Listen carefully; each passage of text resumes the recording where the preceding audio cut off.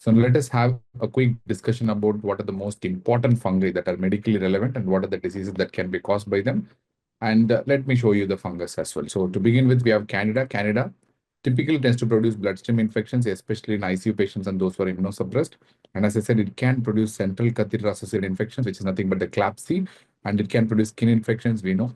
So it can produce gastrointestinal tract and even genitourinary infections, which are quite common in immunosuppressed individuals and those who are diabetics. And pneumonia generally does not occur with Candida, but sometimes, yes, in immunosuppressed individuals, it can occur, but I don't think in practice you really see a Candida pneumonia. This is extremely rare. So many times, whenever you isolate Candida in a respiratory tract specimen, it's very likely to be a contaminant or maybe a commensal. So I don't really think pneumonia is going to be caused by Candida. So Candida pneumonia is extremely rare, especially in the ICUs. So it's usually going to produce bloodstream infections. And if you're going to isolate Candida in the bloodstream, it is quite ominous. You have to treat Candida for sure. So morphologically, it's going to look like a round oval yeast having pseudo-hyphae. We know that with clusters of the so-called blastoconidia at the septum. And who are the patients who are at risk? You can see, right? So these are the typical yeast forms with the blastoconidia, like what you're seeing here. So this is characteristic. So these are the blastoconidia with septa, and these are the yeast forms. So this is going to be seen whenever you visualize Candida in the microscope. And it's very common in hematologic malignancy and patients who are having immunosuppression, especially neutropenia. And it can be seen in patients who are transplant recipients, and it can occur in the presence of a central venous catheter, and it can be seen in patients who are having abdominal perforation or those who are on long-term TPN, that is total parenteral nutrition. So you can see this quite a bit of times in the surgical ICU wards as well. So coming to cryptococcal infections, Cryptococcus typically produces meningitis. Pneumonia is not very common, but meningitis is so common in HIV/AIDS patients and those who are in immunosuppressed state. And it can produce skin infections. It can produce disseminated infections. Usually, pneumonia and skin infections are quite common in immunosuppressed individuals, and usually presence of skin lesions marks the dissemination. That's very, very important. And very rarely, it can produce sepsis and septic shock as well. So it's a kind of a round budding yeast like what you're seeing here. So this is the so-called India ink stain, which is a kind of a negative stain where it only stains the background and it doesn't stain the organism acid. So tending to produce the characteristic so-called soap bubble appearance. So you're going to see round budding yeast and no hyphae or pseudo hyphae as such. So it's more often than not an opportunistic infection seen in HIV patients with CD4 of less than 100. I mean, in many cases, it will be even less than 50. Can be seen in transplant recipients. It can be seen in patients who are receiving high-dose glucocorticoids. It can be seen in cancer patients, and it can be seen in patients who are having chronic liver diseases like cirrhosis and portal hypertension. So this is the profile of Cryptococcus. Coming to Trichosporon. Trichosporon typically tends to produce bloodstream infection and dissemination in certain situations like immunosuppressed state, and it can produce pneumonia in the same people, but more often than not, it's going to produce just a bloodstream infection, nothing more than that. And how will you identify them? You're going to see hyphae, pseudo-hyphae, and most important point is the barrel-shaped arthroconidia. That's going to be the most important. The barrel-shaped arthroconidia. Along with that, you're going to have a pleomorphic budding yeast, which is nothing but the blastoconidia. So who are the patients who are at risk of trichosporon infection? Hematological malignancy. Again, especially those who are having neutropenia. Neutropenic patients are at risk of developing variety of infections. In that, fungal infections are one domain of infection. That's it, nothing more. It can be seen in AIDS patient, of course, extensive burns cases, and those who are on chronic, long-standing central venous catheters, those who are having history of heart valve surgery. And the most important point is it does react with the cryptococcal antigen. So it can cross-react with it, and it can produce some false positive results when you're doing a crack test. So you have to be a little careful. Then we have another species that not really medically important. That's called Geotrichum. So typically, it's going to be associated with bloodstream infections. It can produce dissemination pneumonia, just like Trichosporon. And they're going to see arthroconidia, which is going to be unicellular, and it's going to be in chains. That's a very important point because here the arthroconidia is barrel shaped, but here the arthroconidia is going to be seen in chains. Very rarely it can be barrel shape also, but I would say it's going to be more rectangularish in shape. And you can see some of the true hyphae as well, but that's not very important. So hematological malignancy again is a risk. History of heart valve surgeries again a risk. Immunocompromised host is again a risk factor. So most of these are going to be common in immunosuppressed host. Yeah, most of the fungi I mean, there's a question asking like where you're going to see fungi from. Most of the fungi are actually seen in the specimens where you're isolating from. Yes, you can see in the bloodstream, or probably in cases of pneumonia, you can even aspirate the tracheal or the respiratory tract samples, or you can do a ball, or if the patient is able to take a sputum, you can get the sputum and you can uh, like see that particular specimen as well. Even that will yield the fungus, yes, either in the KOH mount or probably we have variety of stains like GMS stain, or even you can do certain cultures also and you can find it out, which we will be discussing in some time.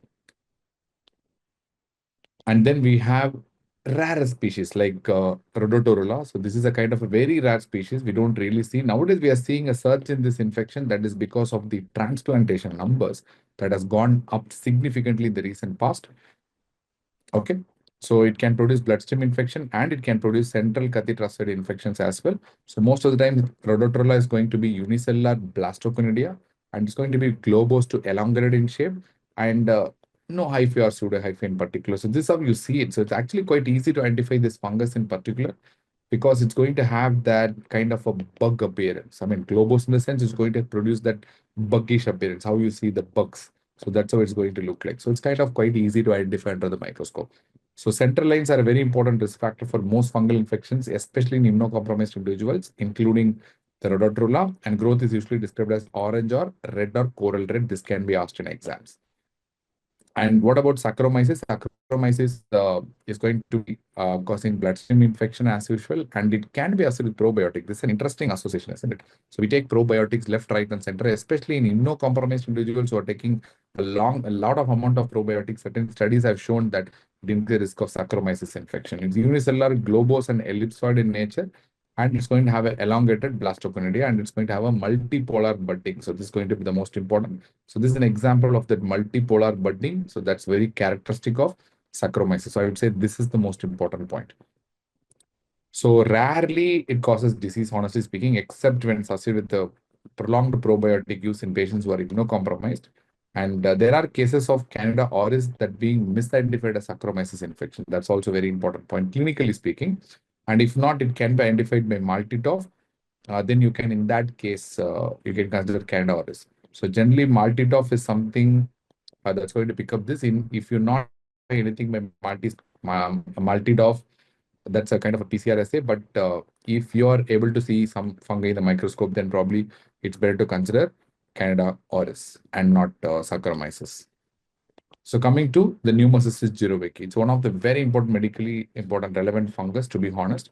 So previously we thought it's probably a parasite, then somebody told it's a bacteria. Now we know very well that it's basically a fungus.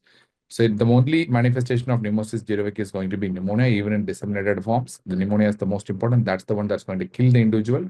It's going to be kind of round to wide, non-budding, comma-shaped, and it's going to produce focal thickening on the cell wall. So these are the cysts of pneumocystis that you're seeing. So technically, so you're going to have that characteristic focal thickening on the wall. It's comma-shaped, and that's very characteristic of pneumocystis. And it's predominantly an opportunistic infection. We know it's going to cause pneumonia and immunocompromised, especially in those patients with CD4 count of less than 200. That's a very, very important point. Now coming to histoplasma. Histoplasma is quite common in endemic areas. It's very rare to see in non-endemic regions though. It's going to produce pneumonia. It's going to involve the reticuloendothelial system, just like a tuberculosis. So when you think of tuberculosis, and if the patient is having clinical signs and symptoms of tuberculosis, but if you are not able to get anything in TB testing, so then think about histoplasma infection. That's a very important DD as far as exams are concerned. So it presents just like tuberculosis. It can produce cavitating lesions, it can produce RES involvement, it can produce adrenal gland involvement, and it can produce disseminated involvement as well. So it's just like tuberculosis. In endemic areas, it can mimic tuberculosis quite easily. And it's going to produce small, oval, budding yeast form at 37 degrees Celsius. And septate, it's going to have a septate hyphae with a round or pear-shaped microconodia, and you're going to have large trabeculate macroconodia at 25 to 30 degrees Celsius, right? So it can be easily confused with something called Candida glabrata, which because it looks very similar to that and it's have an overlapping size. And the only important point is it does not form pseudohyphae. That's extremely important. So, but it can be quite easily confused with Candida glabrata.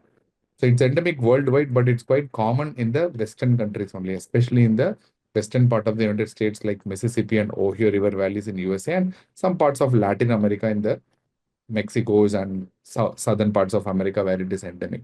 And it's going to typically involve patients who are immunosuppressed, just like your TB individuals. The important risk factor is going to be malignancy, transplant recipients, and AIDS, but can also cause problems in immunocompetent individuals. And you have to strongly suspect if there is a travel history to these areas. That's very, very important. This is how histoplasma looks like. It's quite easy. It's going to have that characteristic pear shape. So you can easily find out this in organism. It's not a big deal. And what you're seeing is the large tuberculate macroconidia. So that's again a quite characteristic feature of your histoplasma. Coming to blastomyces, the most important feature is going to be the pneumonia again, and it can produce bone infection, skin infection, brain abscess, and it can produce disseminated infection as well. And it's a kind of a broad-based, but I mean, how to identify it? Broad-based budding is formed at 37 degrees Celsius, but at 25 to 30 degrees Celsius, it's going to produce a septate branched hyphae with intercalary or terminal chlamydospores. So the idea is to find out this chlamydospores. That's going to be the most important. So going to have the septate appearance with intercalary chlamydospores at 25 to 30 degrees Celsius. So that's going to give you the clue that you're dealing with something called as blastomyces. Again, this is not something that's common in India. It's going to be hyper-endemic in the Northern America, especially in the Ohio River valleys and St. Lawrence Seaway, and certain areas of Africa, certain areas of South America, and in Asia and Africa, it can affect immunocompetent as well as immunocompromised individuals. And when thinking of blastomycosis, remember the bees, right? So blastomycosis, it's going to have a broad-based budding. Then you're going to have the breathing issues. That is basically the pneumonia. And it can involve the brain, it can involve the bone, and it can involve the body covering, that is the skin. And it's associated with pseudoepithelioid hyperplasia that the biopsies are going to resemble squamous cell cancer. These are the most important points. So when it comes to blastomyces, always remember the B's of blastomyces. It is something that you should never forget of. Because these are quite common questions in exam, right? So coming to coccidioid species, coccidioids are known to produce pneumonia, meningitis, and disseminated infection. And it's going to have a round, thick-walled spherules that contain endospores at 37 degrees Celsius, like what you're seeing here.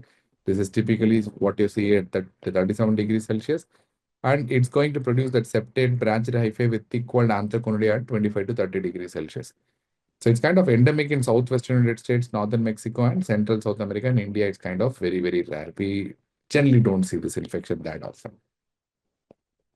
Coming to paracoccidioids, again, the main problem is pneumonia, but it can produce disseminated infection, especially in patients who are immunocompromised. It's going to have a large, round, thick-walled yeast appearance with budding, and it's going to have that characteristic ship's wheel appearance. That's what we say. It's not a cartwheeling, but the typical ship wheels appearance. So that's the key point here. And it's going to have a septate branched hyphae with intercalary or terminal chlamydospores at 25 to 30 degrees Celsius. That is because they are dimorphic. So the reason why we call them dimorphic is because they're going to have different appearance at different temperatures. One at 37 degrees Celsius and another at 25 to 30 degrees Celsius. That's why it's called as dimorphic fungus. And it's endemic in, again, South America, just like a Chagas disease, Trypanosoma cruzi, where unless until there is a travel history to South America, please don't diagnose this disease. It's very rare. And that's actually, it's quite common in males only, and especially farmers. And then we have the Saccharomyces marnafi. So that previously was also called as penicillium infection. Remember, penicillium infection is quite common in India, especially in AIDS patients. In India, if you see penicillium infection, always think of AIDS infection, nothing more than that. It can produce dissemination, skin infection, central nervous system infection, and bone infections. And it's going to be identified in the form of small, round, non-budding yeast form at 37 degrees Celsius because they are dimorphic fungus at 25 to 30 degrees Celsius. It's going to have a different appearance in the form of smooth conidiophores with 4 to 5 terminal medullae, and each medullae bears 4 to 6 fillets. So this is how it's going to look like. So non-budding yeast forms 37 degrees Celsius, and at 25 degrees Celsius, it's going to have the terminal medullae. That's very, very characteristic. And each medullae has 4 to 6 fillets. So that's quite characteristic of this particular fungus. And it's kind of endemic in the southwestern southern China and also in the Southeast Asia, including India. And it's associated with AIDS and immunocompromised states like malignancy or transplant recipients. And cultures will produce a red diffusible pigment like what you're seeing here. You can see that red diffusible pigment. So this is quite characteristic, right? So the red diffusible pigment. Okay, right. So now coming to the sporothrix, which is usually going to be called as the rose handler's disease because it's going to produce uh, like infection at the site of thorn prick, the rose thorn prick. And it's also called as gardener's disease or farmer's disease. They are the ones who are at risk. And it's going to produce a lymphocutaneous disease that's the most common in the skin. And it can produce pneumonia and dissemination in susceptible individuals. Again, it's a dimorphic fungus. At 37 degrees Celsius, you're going to have a small fusiform budding yeast. And at 25 to 30 degrees Celsius, you're going to see a narrow septate hyphae with tapering conidiophores at right angles. So this is how the fungus looks like. And I mean, usually in exam, most of the times, the clinical history itself is going to tell you the answer. Then we have the Emonsia. So considering this species especially is considering the rapid reclassification, and this is likely to change because we don't know evolutionary wise how and where to place this species in the first place. So it might change in the future. And the most important problem that is caused by this particular fungus is the pneumonia, and it can produce the skin infections as well. And it's going to appear in the form of a large, thick-walled budding yeast at 37 degrees Celsius, and it's going to have a septate hyphae with round conidiophores at right angles at 25 to 30 degrees Celsius. And it's kind of common in endemic areas only, not in any other areas. And it's quite common in immunosuppressed individuals, especially those who are having AIDS and having a CD4 of less than 100. And it can affect the immunocompromised host, and it can cause problems in malignancy and patients who are having malignancy and those who are transplant recipients.